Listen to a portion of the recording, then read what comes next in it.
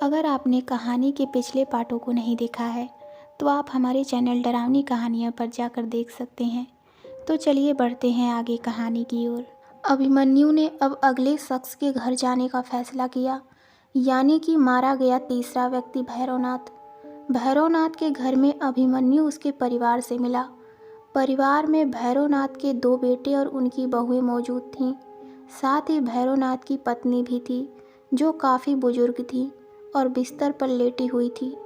अभिमन्यु अपना परिचय देते हुए बोला, मैं यहाँ हुई हत्याओं की तफ्तीश करने आया हूँ। परिवार वाले ये सुनकर कुछ परेशान से हो गए और भैरवनाथ के बड़े बेटे ने अपनी पत्नी और छोटी बहू को अंदर जाने का इशारा किया। तुरंत ही दोनों अंदर चली गईं। उनके जाने के बाद बड़ा बेटा बोला, जी बोलिए, क्या मदद कर सकते हैं आपकी। अभिमन्यु बोला, क्या भैरवनाथ जी की किसी से दुश्मनी थी। बड़े बेटे ने ना में सिर हिला दिया। अभिमन्यु ने फिर पूछा, भैरवनाथ जी की हत्या कौन करना चाहेगा, और वो भी इतने भयानक तरीके से। क्या आपको किसी पर शक है जो उन्हें नुकसान पहुंचाना चाहता था। बड़ा बेटा बोला, ऐसी कोई बात नहीं है, गांव में सब उनकी बहुत इज्जत करते थे, दुश्मनी का तो सवाल ही नहीं उठता।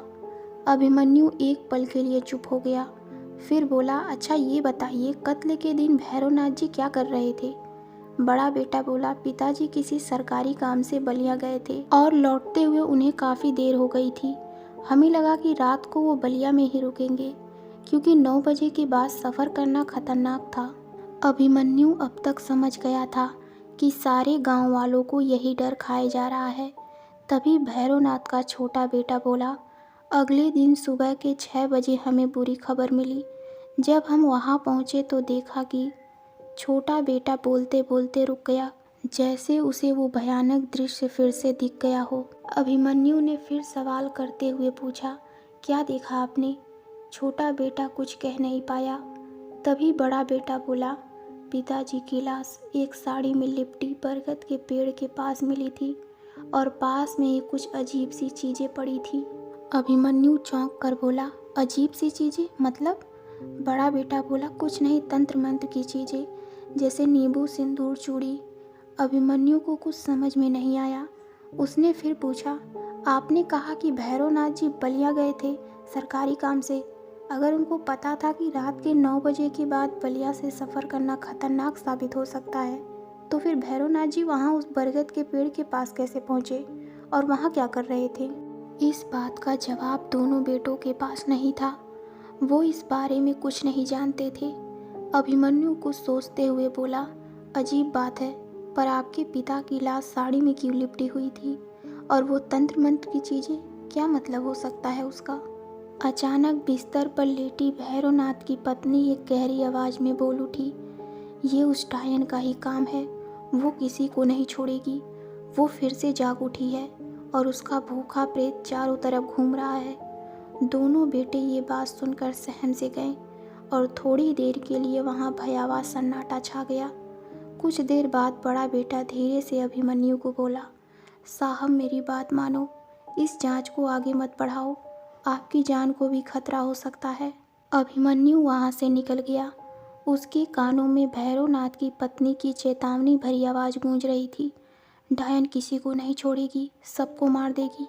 अभिमन्यु सोच रहा था, अगर डायन असल में है तो वो उन आदमियों को क्यों मारना चाहती है, इससे उसे क्या मिलेगा। तभी अभिमन्यु का फ़ोन बज उठा। उसकी माँ सरला देवी फ़ोन कर रही थी। उसने कॉल रिसीव की।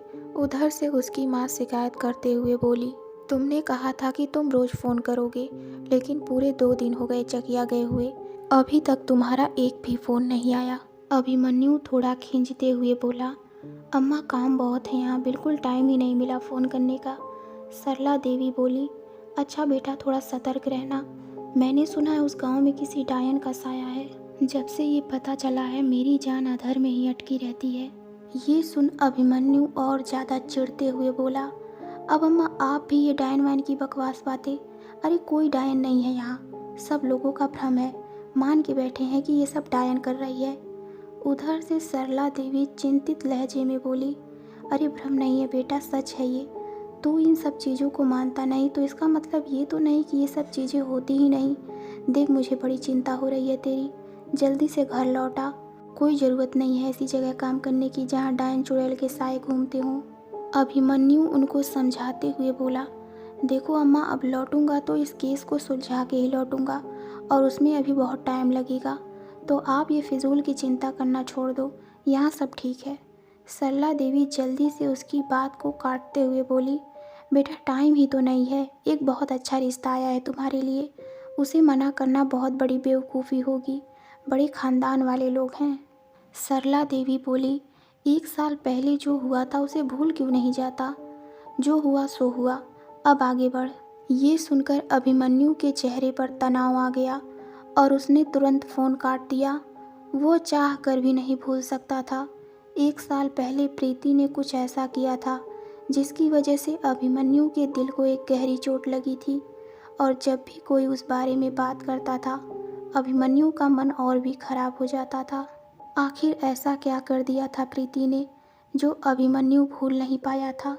क्या अभिमन्यु गांव में हो रही हत्याओं के पीछे का सच जान पाएगा? कौन होने वाला है डायन का अगला शिकार?